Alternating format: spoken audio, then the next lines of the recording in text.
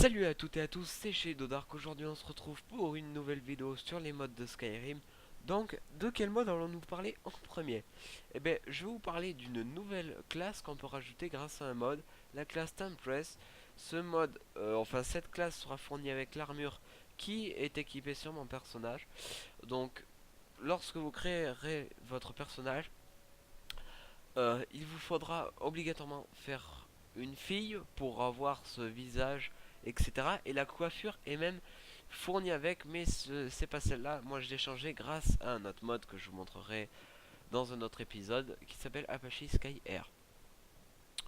La cape et tout, c'est fourni avec l'armure. Et si vous faites un garçon, ce sera exactement la même apparence qu'un nordique, à un détail près. Euh, il ne résistera pas au froid, mais ne craindra pas le poison, d'après ce que j'ai compris. Donc cette classe est fournie avec deux sorts.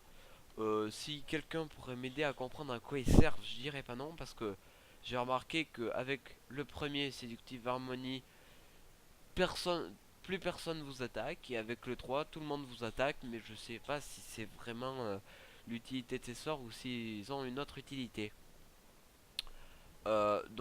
C'est plutôt une bonne armure qui défend quand même du valeur d'armure 158, ce qui est quand même pas mal, même si on en équipe encore plus, ça fait du 81. Euh, donc si on en équipe encore 187, mais là c'est faut raffiner quoi, 210. Voilà, donc là c'est au maximum. Donc comme pouvez le voir, il y a quand même pas mal de... Ça c'est juste cette armure avec plusieurs alternatives de création, comme vous le souhaiterez. Donc pour ce mode là, c'est terminé. Nous revoilà sur une autre de mes parties. Comme vous pouvez voir, c'est pas le même perso. Sur une autre partie, pas cheaté pour continuer l'épisode. Là je vous montre un mode quand même assez intéressant qui modifie pas mal l'expérience de jeu. C'est le mode Winter is Incoming qui modifie l'apparence des gardes. Par exemple, regardez. Voilà, il a une cape, comme vous pouvez le voir. Les capes rajoutent pas de défense, enfin pas celle que j'ai trouvée. J'en ai trouvé une sur un sauvage. Et c'est écrit en anglais, et ça vous rajoute aussi des cagoules si vous voulez. Regardez, vous pouvez avoir une cagoule et euh, une autre cape. Comme ça, donc, comme vous pouvez le voir, les cagoules rajoutent de la défense, mais les capes n'en rajoutent pas, mais elles valent quand même assez cher. 181 capes retrouvées sur un sauvage et 138 le casque. Mais elles sont enchantables, donc c'est plutôt pas mal. Si vous avez des bons enchantements, regardez ça modifie quand même pas mal l'expérience de jeu. Hein.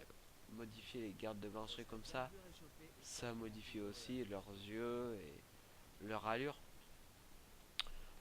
C'est plutôt intéressant pour modifier l'expérience de ce jeu pour ceux qui en ont marre d'un Skyrim plutôt basique. Donc nous revoilà sur la partie cheatée sur laquelle je suis niveau 84 pour vous montrer une armure qui peut être vendue par les forgerons à partir du niveau 20. Ce sera la Aizen Armor qui se compose de trois parties, des pompes, des gains et un ensemble. Vous pouvez l'avoir en noir comme celle-ci ou en blanc. Pour la forger, il vous faut du malachite, je crois, euh, et du morceau de lin, enfin des trucs assez basiques à trouver qui vous vendent à partir du niveau 20. Ou sinon, il y a une mine une mine orque où il y a quand même pas mal de filons de malachite. Je vous laisse la trouver, je vais pas tout vous faire. Donc la défense totale de l'armure fait du 80 non raffiné, mais le plastron défend quand même du pas mal. Il défend du 46 non raffiné, donc j'imagine bien. Une armure comme celle-ci, légendaire, rajoutée avec quelques morceaux la Tempress, mettant une cape ou des trucs comme ça.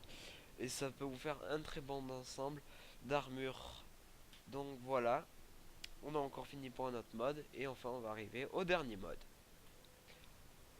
Donc nous revoilà pour le dernier mode. On se retrouve ici avec l'armure Aizen, avec la cape de la nouvelle classe. Et le Mordragon. Donc on se retrouve devant une petite fille. Pourquoi? Car je vais vous montrer un mode. Ce mode s'appelle Kill Up Children. Donc comme le dit son nom, ça permet de tuer les enfants. Donc c'est assez marrant hein, parce que les enfants, on sait très bien que ça saoule tout le monde dans ce jeu.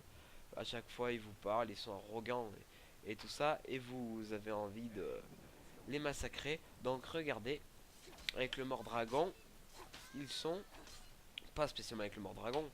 Ils sont tuables. Regardez, elle est bien morte. Elle est cuite. Donc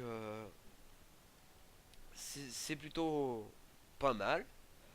Ce mode est simple, évidemment. Euh, mais bon, on peut très bien s'amuser avec ce mode pour vous prouver qu'il est bien mort.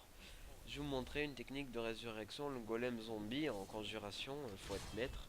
Mais c'est une partie de cheaté là. Voilà, donc elle était bien morte. Et là, maintenant, j'ai bien zombifié. D'ailleurs, je vais la retuer.